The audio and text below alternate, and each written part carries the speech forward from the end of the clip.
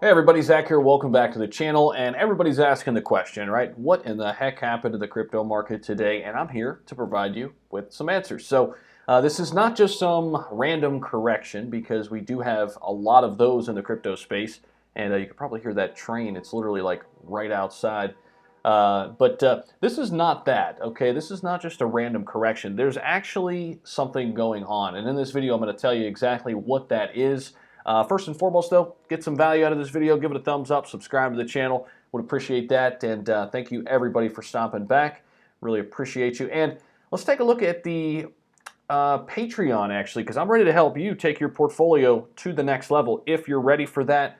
We've got a great community right now building. There's actually a classroom going on right now where Daniel is heading things up. He's doing a fantastic job showing people technical analysis. You want to know more about taxes. You want to know more about crypto mining, which new altcoins are going to rise. We've got you covered. Come on over, come on down, and select the membership level here. Check out all the perks. Let me know if you have any questions about that. The link is down in the description. Now, before we get to that news article that explains why we are dipping, let's take a look at the Fear and Greed Index because we can always pull some information from this. Right now, we are right at 50. We are neutral. So we're not yet in the fear category. Now, last week we were. Last week we were down at 44. Will we get down into like this peak fear level eventually? We'll have to see. It'll really depend on how long the market stays down. I know a lot of people going shopping today. I myself went shopping a little bit this morning. Might go shopping a little bit more this afternoon. But let me know your thoughts down below in terms of going shopping. Have you bought anything today? And now, without further ado, let's jump into this story. This is super interesting. Bitcoin and crypto drop alongside stocks on China's Evergrande spillover risks. So it's not only the crypto market dropping, it is the stock market as well.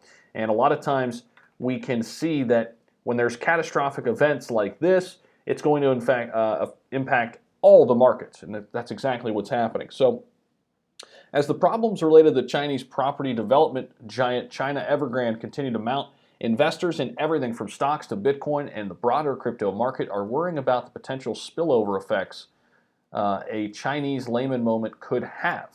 As China's second largest property developer, China Evergrande holds more than USD 300 billion of debt, placing the company as the world's most indebted property developer per CNBC.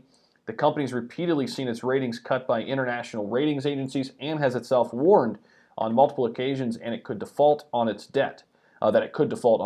Now, among those who have voiced concerns is Alex Mahinsky, founder and CEO of crypto lending and borrowing firm Celsius Network, who said that a cascade of defaults in the global financial system could drag Bitcoin down with it. BTC not being able to break 50K may have more to do with China than regulation FUD, the CEO added. So a lot of people have been saying, hey, it's regulation FUD, but really, now this article pointing more toward China and China Evergrande in particular, that this debt could be causing these huge issues that we're seeing and volatility in the market. So if we scroll back down here, we can see here the worst part is that not only China Evergrande is collapsing, but also other Chinese home builders are drowning in the tsunami caused by it.